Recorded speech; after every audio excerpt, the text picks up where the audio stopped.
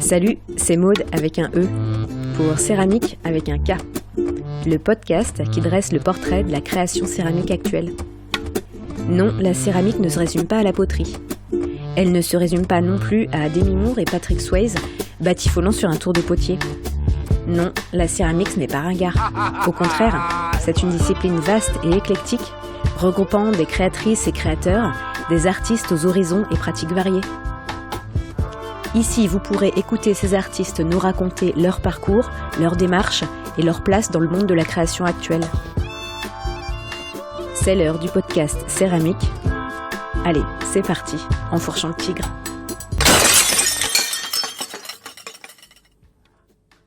Pour cette série d'épisodes, l'association Terre et Terre m'a proposé de réaliser le portrait de 3 artistes de l'exposition Beauté étrange qui se déroule du 23 avril au 26 juin au Centre de céramique contemporaine de Gironsins. Trop bien, une telle opportunité, j'ai accepté direct. Et c'est comme ça que j'ai pu discuter avec des boss de la sculpture céramique contemporaine, Cartini Thomas, Marianne Castelli et Patrick Legrand. Cet épisode est consacré à Marianne Castelli. On pourrait qualifier Marianne de céramiste expressionniste, comme le courant artistique des années 1930. Pour elle, le geste et la matière utilisée sont aussi importants que l'œuvre seule. Ces pièces sont des assemblages de formes et de couleurs, vibrants et colorés. Lorsqu'elle travaille, Marianne se contraint, elle prend des risques, mais elle s'en sort toujours. Si l'argile cuite ne peut plus se modeler à la main, pas de problème, elle prendra son marteau. On a parlé de plein de choses intéressantes avec Marianne, d'orientation professionnelle, de main et de gestes, de cuisson nomade et des papiers découpés d'Henri Matisse. J'espère que l'épisode vous plaira. Bonne écoute. Je commence par demander aux céramistes quels sont leurs premiers souvenirs liés à l'argile ou liés à la terre. Alors moi, mon premier souvenir, c'était en école maternelle. Je crois qu'on en a fait très peu, mais je me souviens très bien la fois où on en a fait en grande section. Je crois qu'on devait copier des objets un peu vikings, et j'avais fait une espèce de gobelet avec une tête de dragon, quelque chose comme ça. Et j'en avais, ça m'avait fait énormément plaisir. Je voulais plus partir, et j'étais avec un copain que je trouvais super, et on a partagé ce moment en restant à faire de la terre. Et c'est étonnant parce qu'enfant, j'ai jamais fait de poterie. Après, j'ai eu aucun feeling avec la terre dans le reste de ma vie jusqu'à commencer, quoi. Et j'ai ce souvenir super heureux, quoi. Donc ça veut dire que tu n'en as jamais fait dans des cours de pratique amateur, dans des ateliers? Tout, non. D'accord. Non. Ok. Non. Et pourtant, ça aurait pu me mettre la puce à l'oreille, hein, parce que j'ai eu un plaisir. Je me rappelle aujourd'hui, cet objet, il est chez mes parents, il est important, quoi. D'accord. Il a été cuit? Il a dû être cuit, oui, parce qu'il était légèrement vernissé dedans. Ouais, il a dû être cuit. Ouais. D'accord, ok. Donc ta première expérience, c'est d'abord à travers le volume. Tu as expérimenté le modelage. Voilà, ouais. D'accord, ok. Mais c'était une seule fois, hein. Après, j'ai rien du tout. Moi, j'étais plutôt peinture, dessin, couleur, quoi, pas du tout volume. Ouais, bah alors justement, est-ce que tu peux nous présenter ton parcours d'artiste? Quel a été ton chemin pour arriver jusqu'à la terre? C'est compliqué parce que moi, je me suis convertie à la terre tard. J'ai commencé à 30 ans. Ça veut dire qu'avant, il y a tout un cheminement personnel qui est pas que de la formation, en fait. Parce que moi, depuis que je suis enfant, j'adore la peinture. J'adore. Quand j'étais enfant, je disais que je voulais être dessinatrice. Après, ça a changé parce que je pense que je connaissais pas ces métiers-là, mais ça a toujours été là. J'en ai fait une option au bac, l'art plastique. Après, j'étais plutôt art appliqué, donc je suis rentrée à Duperré après le bac. Mais je me voyais pas du tout dans un métier aussi précis. À l'époque, c'était styliste et j'avais pas du tout envie de ça à 18 ans, quoi. Voilà, donc je suis partie.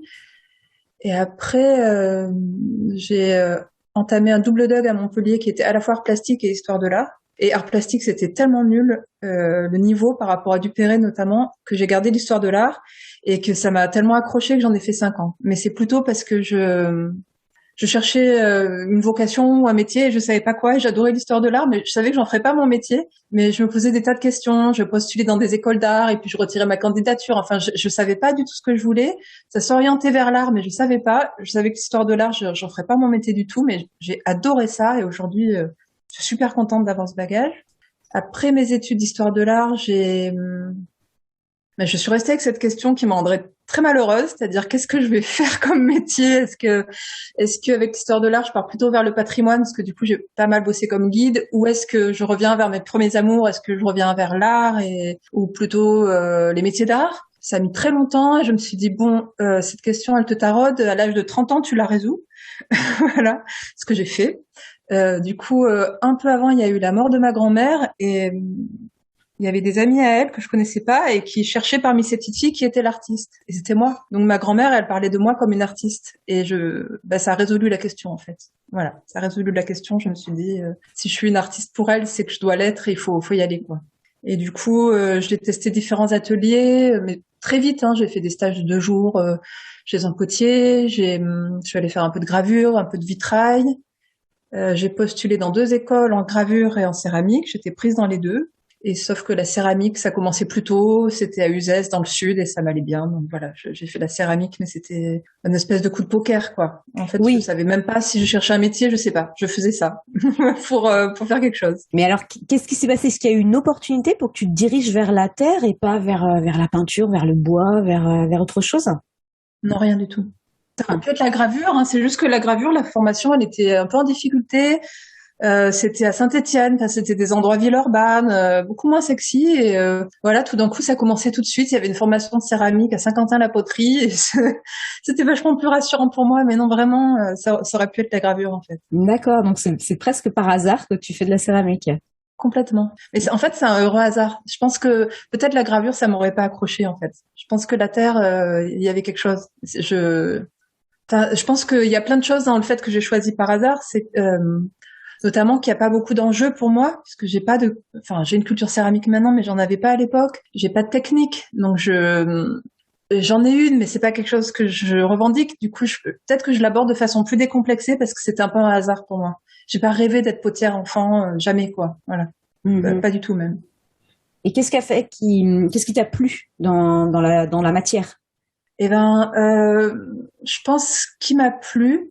Je sais même pas si c'est la matière. Je pense que j'ai aimé toutes les étapes de transformation. C'est ce que j'aimais déjà dans la gravure, les outils, la presse, et de pouvoir accompagner sa création vraiment d'un point jusqu'à un autre entièrement avec plein d'étapes. Ça, je pense que ça m'a plu. Ça m'a plu parce que c'était physique aussi, sans doute, parce que fallait vraiment y aller, s'investir pleinement, et parce que c'était un espace de création génial. Parce que comme pour moi, il y avait pas d'enjeu. Tout de suite, je me suis fait plaisir, en fait. Il y avait pas de pression du tout pour moi. Moi, je me disais, je fais cette école, peut-être je ferai des petits mobiles en sortant. Enfin, vraiment, j'avais aucune ambition professionnelle de ce côté-là. Et dans cette école, ce qui était bien, c'est qu'on avait 2 mois de stage. Et je suis allée chez une céramiste super. Tous les matins, je travaillais pour elle et l'après-midi pour moi. Et donc, très vite, j'ai pu faire des recherches et me poser mes questions, en fait. Aujourd'hui, toi, comment est-ce que tu te positionnes? Alors du coup, parce que tu t'es formé un peu sur le tas, mais tu as quand même fait des écoles d'art, tu as un super bagage en histoire de l'art. Tu te dis plutôt plasticienne, potière, artiste? Je dis céramiste parce que c'est le seul médium que je pratique. Et puis j'ai été formée par la céramique, j'ai fait l'école de Saint-Quentin, après j'ai fait Dieulfi. Et j'ai même fait, à l'époque ça s'appelait TPC, une formation vraiment tournage pur, quoi, faire 7 heures de tour par jour, à faire de la terre vernissée classique. Voilà, je viens de là et j'ai aucun souci avec ça. Et j'adore notre métier parce qu'il a cette porosité géniale, quoi. Que moi aujourd'hui je fais de la sculpture contemporaine, mais en fait je viens d'une école de poterie et je trouve ça, je suis bien avec cette idée en fait. J'aime beaucoup notre milieu. Mais t'as de la technique alors? Tu dis que tu Oui, non, mais oui, j'ai de la technique, mais ça n'a jamais été mon point fort en fait. J'ai ma technique, mais j'ai pas un travail qui revendique l'excellence technique. C'est pas du tout mon but. Et quand j'étais en art appliqué, c'était déjà ça en fait. C'était comment je peux jouer de ma nullité technique. Ça m'intéresse pas trop en fait. Ouais, dans ce que je lisais sur toi là, tu parles souvent de contraintes. Le travail un peu lié à la contrainte. Est-ce que tu peux nous en dire plus? Eh ben en fait, c'est que je travaille aujourd'hui, c'est plus précis, mais suivant un protocole en fait. C'est-à-dire que je me dis, en ce moment, mon protocole, c'est que je rassemble des bouts sur une table qui sont exclusivement faits à la main, donc il n'y a pas d'outils, et principalement même c'est des boudins assemblés. Et ça vient d'un travail que j'ai fait avec une école maternelle où je me suis dit que c'était super ce rapport très premier à la matière et que moi ça me manquait, que je voulais me faire plaisir. Donc il y a ça, et au bout d'un moment, je juge que j'ai assez d'éléments et je commence à les assembler. prends pas mal de temps de regarder est-ce que ça me plaît, est-ce que ça me plaît pas. Je fais des photos, je remballe, je regarde. Avant, je cuisais que des bouts. Aujourd'hui, j'essaie de finir les pièces crues, donc d'avoir ces assemblages finis. Mais il faut que tous les éléments soient partis, généralement. Et après, je cuis, donc soit des éléments déjà assemblés en pièces, soit juste des éléments que je trouve intéressants. Et après, j'émaille, et là, il peut y avoir de nouveaux assemblages où je vais faire des collages avec une pâte qui cuit avec l'émail. Et parfois, je garde que des bouts émaillés que je vais recasser et faire repartir. Donc l'idée de la contrainte, c'est de se dire qu'au départ, il y a vraiment un kit et que ce kit, il est programmé et c'est ma contrainte, voilà. En tout cas, pour moi, la liberté, elle peut venir que de la contrainte. Je pourrais pas être devant un bloc de terre et me dire je vais me lâcher, ça va être super libre et intéressant. En fait, je fais pas partie de ces artistes-là. Est-ce que tu les modules, tes protocoles? Est-ce qu'ils évoluent? Est-ce qu'ils changent Oui. en fonction de ce que tu veux travailler? Non, c'est par phase en fait. Là, ça fait 2 ans que je travaille comme ça. Une série qui s'appelle La Main, du coup, voilà, vraiment qu'autour de la main.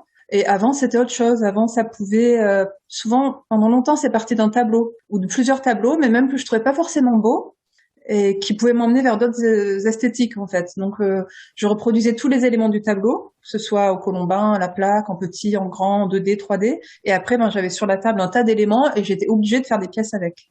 Et même au tout départ de ce protocole, c'était à la Maison de la Céramique, où en fin d'année, j'étais un peu prête avant les autres. J'avais plein de bouts de terre qui traînaient sur la table et je me suis mis à faire des pièces avec. Et du coup, de là est née cette histoire du kit, c'est-à-dire on a des bouts sur une table, il faut faire une pièce avec. Voilà. Et ça a grandi, ça a mûri, jusqu'à ce que je puisse l'énoncer aussi, parce qu'au début, c'était très inconscient, c'était quelque chose c'était pas formulé, quoi, voilà. Et puis j'ai pris conscience avec le temps que si, en fait, c'était là, c'était récurrent, que je l'organisais, que j'aimais ça. À part ce concept de contrainte, tu qualifierais comment ton travail, enfin, en tout cas les thématiques que tu explores? Il y a vraiment la thématique de la main en ce moment, de la gestuelle, parce qu'en fait, pendant longtemps, j'avais un travail où tout le monde me disait qu'il était super libre et lâché et tout ça, et en fait, moi, j'étais pas du tout libre et lâché parce que j'étais avec cette histoire de protocole et de beaucoup de cuisson. Parfois, je cuisais 7 ou 8 fois mes pièces. Enfin, j'adorais ça, mais en fait, la liberté gestuelle, ça existait pas beaucoup pour moi. Enfin, le temps avec la terre, il était très court, en fait. Ça pouvait être 2 semaines de terre et 3 mois de boulot derrière. Donc, en fait, c'est pour ça que quand j'ai travaillé avec une école maternelle, je me suis dit, voilà, il faut rajouter ça. Il faut qu'à un moment, moi aussi, j'ai ce plaisir gestuel. C'est pas possible, en fait. J'aime trop voir ça chez les autres voilà pourquoi la gestuelle, c'est une de mes thématiques. C'était ça la question? Ouais, c'était ça la question. D'accord, ok. L'autre thématique, c'est la peinture, je pense, parce qu'en fait, moi, je suis une grosse fan de peinture depuis l'enfance, et c'est vraiment ça qui m'habite beaucoup plus que la sculpture, en fait. Et je pense que pour moi, la terre, elle me permet de faire de la peinture de façon décomplexée. Je pense que devant une toile blanche, j'aimerais être prête, j'en rêve, mais je sais pas, je sais pas si je suis prête. Je suis trop complexée par tous les gens que j'aime. Donc du coup, je crois qu'inconsciemment, je fais de la terre comme une peintre qui veut pas se frotter à ses grands maîtres. Voilà. Donc gestuelle, peinture. La couleur. Est-ce que la couleur est importante? Oui, mais même en fait, moi j'aime encore plus que la peinture, j'aime la couleur. En fait, c'est ça. C'est la passion, une des passions de ma vie, c'est la couleur. J'aime toutes les couleurs. Voilà. Depuis que je suis enfant, c'est ça. Tu travailles avec des engobes d'ailleurs? Non, je travaille plus avec des engobes, qu'avec des émaux. C'est pour ça que je dis que j'aime pas la technique, mais je fabrique quand même tous mes émaux. Hein. Donc pour quelqu'un qui aime pas la technique, je m'y frotte quand même pas mal. Et est-ce que tu travailles en faisant plein de petits modèles de couleurs, ou alors tu le fais complètement à l'arrache? Non, c'est pas du tout à l'arrache. Ah, okay. Là, j'ai moins le temps en ce moment, mais normalement, chaque année, je me refaisais une palette, je listais les couleurs dont j'avais envie, j'allais chercher des recettes, je les testais. Quand j'ai moins le temps, je reprends mes recettes, voire je les mélange entre elles pour voir si je peux pas avoir une nouvelle couleur. Mais dans l'idéal, normalement, chaque année, je rajoute des couleurs à ma palette. C'est vachement important que j'ai les couleurs dont j'ai envie au moment où je crée, quoi. Voilà, donc si j'ai pas le temps, je ressors ma grosse bassine à tessons et je me refais une gamme en sortant toutes les couleurs que j'ai déjà, et je vois un peu dans quelle couleur je vais aller à ce moment-là, mais c'est pas à l'arrache. Concernant l'expo à Giroussens, est-ce que tu peux nous expliquer comment ce projet est né? Et en fait, il est né l'année dernière avec Cartini, qui avait un contact avec une galerie américaine, je crois que c'était Eutectic Gallery, qui participait au NCK, qui est le grand symposium américain de céramique. Et il y avait une édition virtuelle l'année dernière. Et donc cette galerie a proposé à Cartigny d'avoir une expo virtuelle parmi les stands du NCK, et elle nous a invités, Patrick et moi. Et du coup, c'est vrai qu'elle avait très envie, et nous aussi, que cette expo virtuelle, elle existe un jour de façon physique. Et quelles pièces tu vas présenter? Et ben, ça va être des pièces plutôt colorées et plutôt sur le côté humoristique, entre guillemets, de mon travail, en lien avec le titre. Vous avez fait le choix ensemble avec Cartigny des pièces?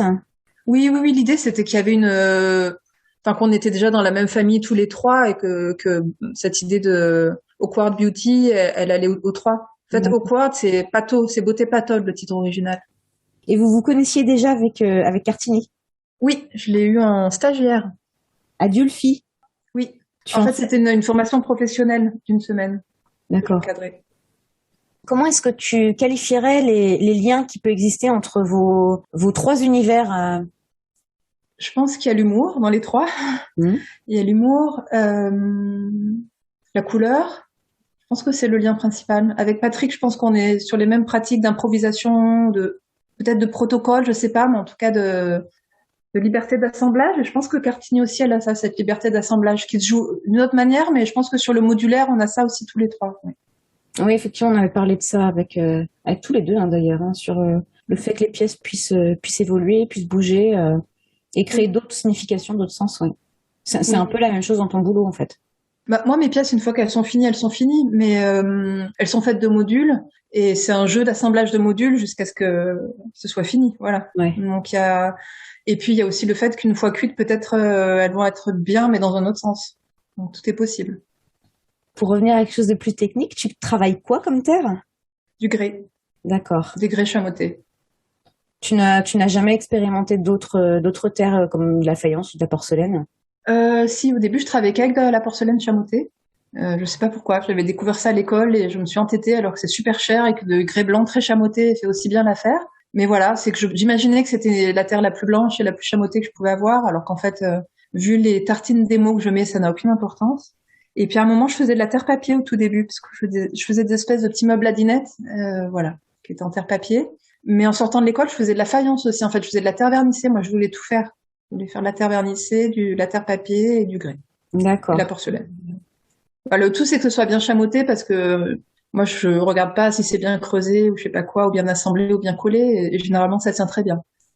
D'accord. Et tu n'as pas de problème de casse alors sur tes assemblages? Ben non, j'ai plus des problèmes ça n'a pas collé, par exemple. Longtemps, je faisais des collages à l'émail, et en fait, c'est super risqué. Enfin, je me rendais pas compte, mais j'ai des pièces qui ont cassé après coup. Donc maintenant, j'ai trouvé une pâte qui cuit en même temps que l'émail et qui est très costaud. Donc non, j'ai pas de casse en fait, c'est très rare. Je vais avoir de la casse seulement si une pièce a pas assez séché et que je l'ai mise au biscuit, mais sinon non, pas trop de problème.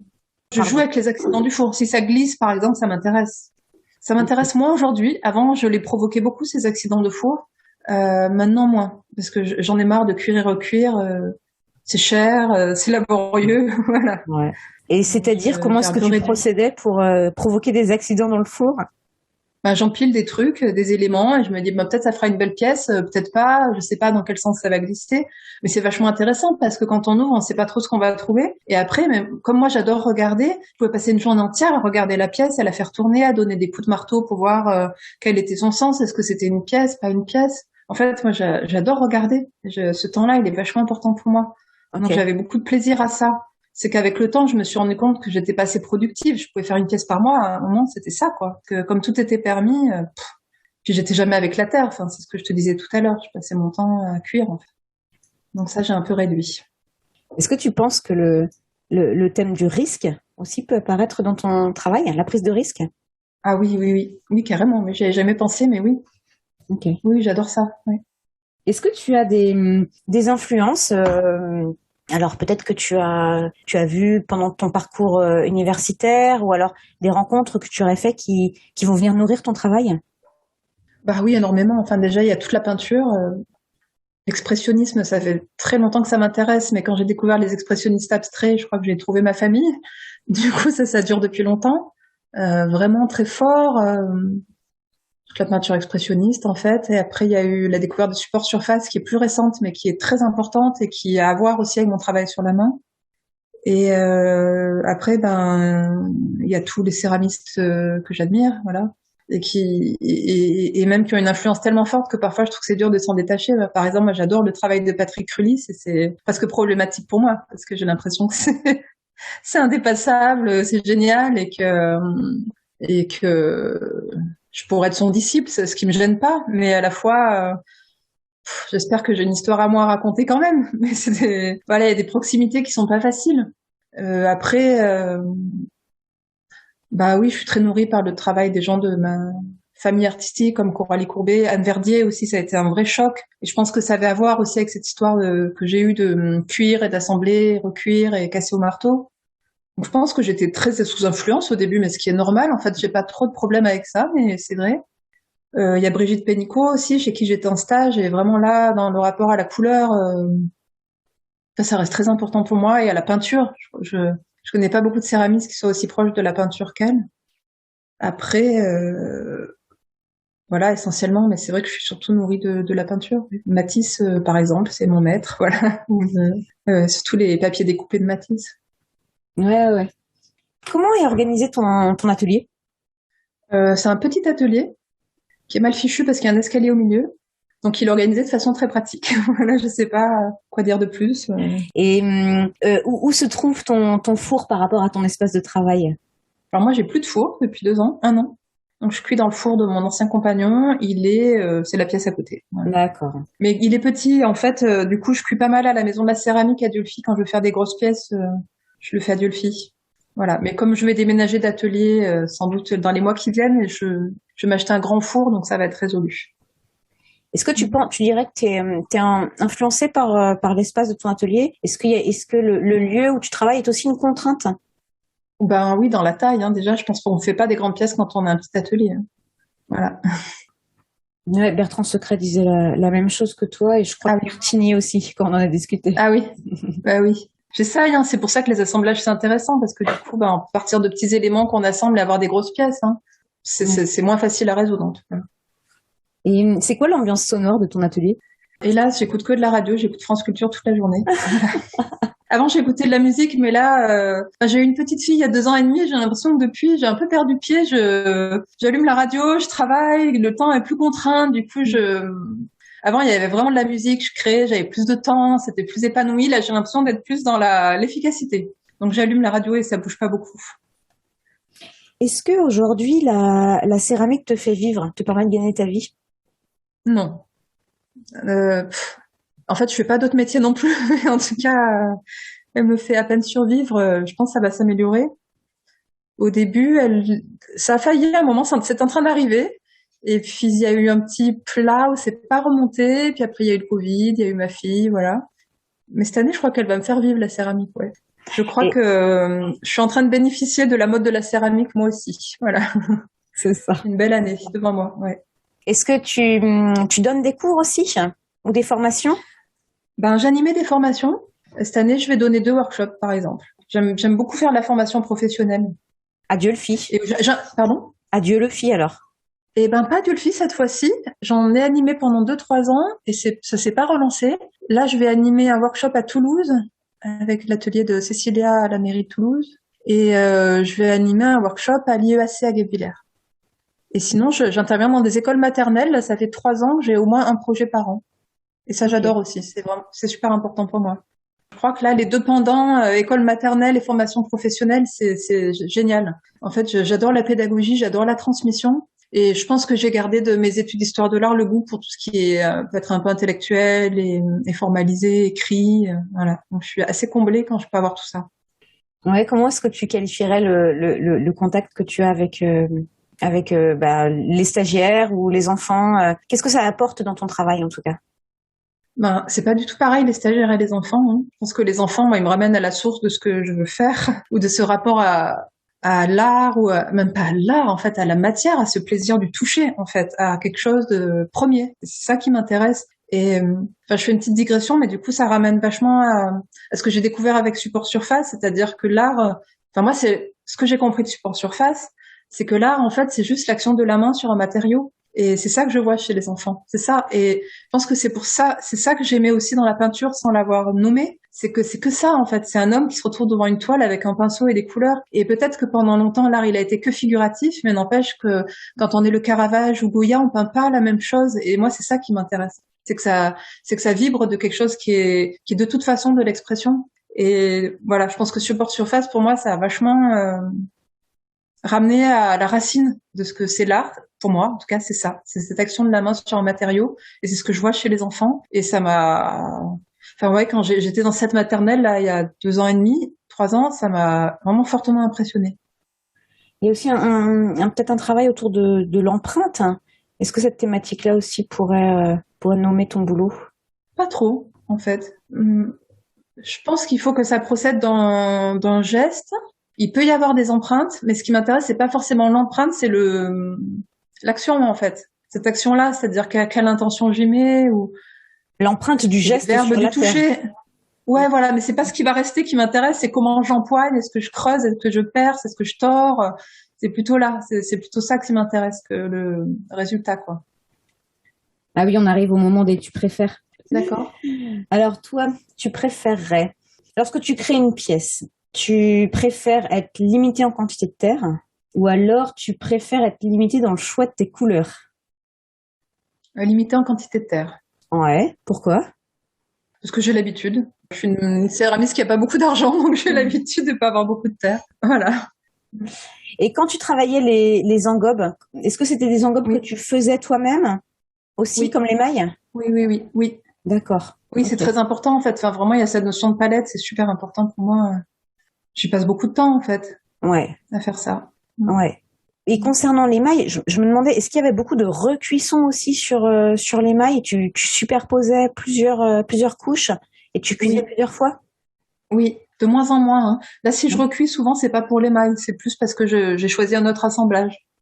Ouais, d'accord. Voilà. Mais avant, oui, au début, quand j'avais des pièces vraiment plus peintes avec des engobes, je pouvais recuire pour une goutte d'émail. Si ça me semblait pas équilibré, je la faisais sauter au marteau, j'en mettais une autre. Enfin, c'était à ce point-là, c'était vraiment très peinture.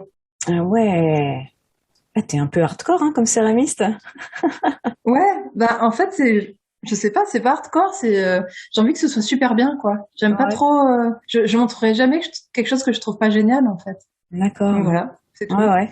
Mais t'es pas forcément dans la minutie, dans un travail de minutie, comme peuvent être certains potiers là, à venir tournaser Ah là pendant non. plusieurs heures une pièce. Non, mais ça revient au même, c'est-à-dire que je montre que ce qui est très satisfaisant, enfin Ouais, sur d'accord. d'autres critères, mais c'est mes critères à moi en tout cas. Parce que c'est vrai qu'il y a plein de choses, je pourrais ne coller qu'au cicadure, je pourrais ne pas préparer mes émaux, en acheter de l'industriel, mais non, en fait, pour moi, tout ça, ça fait sens. Et c'est important que je le fasse moi-même. Tu as beaucoup de rebuts?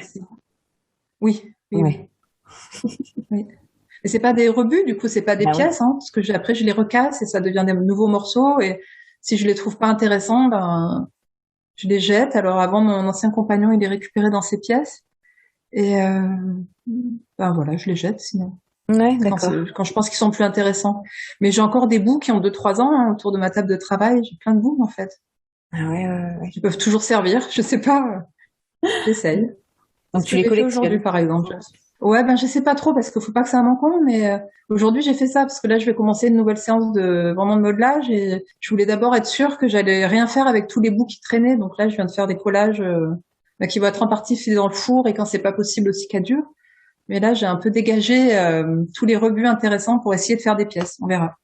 Est-ce que la construction dans l'espace aussi est importante dans ton travail? Enfin, en tout cas, le volume qui va occuper un certain espace. Tu travailles avec cette notion-là ou pas du tout? T'es vraiment Pas du dans le tout. faire? Pas du tout. Ouais. Ouais, mais en plus, je suis pas dans le faire, je suis dans le faire et après dans le regard en fait, parce que je regarde beaucoup la pièce et voilà. Mais j'ai pas la notion d'espace en fait. En ça aussi, je viens plus de la peinture. Ma pièce, je la vois presque que d'un côté même en fait. Souvent, elle a pas de dos. Ça me gêne quand les gens tournent la pièce parce qu'elle a qu'un sens pour moi. Et j'ai une vision très muséale des choses. Ma pièce, je la vois que dans un musée, devant un mur blanc ou par terre ou je sais pas, mais je la vois que dans un espace blanc neutre. Je la vois comme un tableau en fait. D'accord. J'ai pas du tout de notion d'espace. C'est pas une corde à mon arc. Ouais, t'es vraiment une peintre céramiste. Voilà. Peintre frustré. Mais bon, en fait, très épanouie avec la céramique. Faut que j'arrête de dire Ouais. ça parce que je me Bah fais oui. plaisir quand même. Ouais. Oui. De quoi tu rêves en tant que céramiste aujourd'hui? Je rêve de très grosses pièces et je rêve d'avoir du temps pour faire cette recherche-là. Je rêve d'avoir du temps, en fait. Ouais, je rêve de ça. Et je rêve d'avoir un espace pour faire de la peinture dans mon atelier. J'aimerais un atelier assez grand où je puisse faire les deux. Est-ce que des collaborations aussi, ça te tenterait pas? J'en fais un petit peu avec une copine peintre, mais c'est pas assez poussé. On a plus fait parler nos pièces ensemble plusieurs fois, et c'était super intéressant. J'ai adoré ça. Je crois que pour le moment, j'ai envie de faire moi la peinture. Faut que j'y aille, quoi. C'était un peu le signal de dire, c'était génial, mais maintenant, j'ai envie de le faire moi. Et d'un point de vue matériel, qu'est-ce que tu souhaiterais? Un nouveau four, une croûteuse? Oui, un grand four. Non, les croûteuses, je déteste ça, mais je rêve de m'acheter un grand four, ouais. Ou alors open bar dans le catalogue Serradel. Ouais, voilà, par exemple. Par exemple, de la terre à volonté à vie. Merci d'avoir écouté Céramique, le podcast. N'hésitez pas à vous abonner ou à nous laisser 5 étoiles. À bientôt pour une nouvelle rencontre autour de la Terre.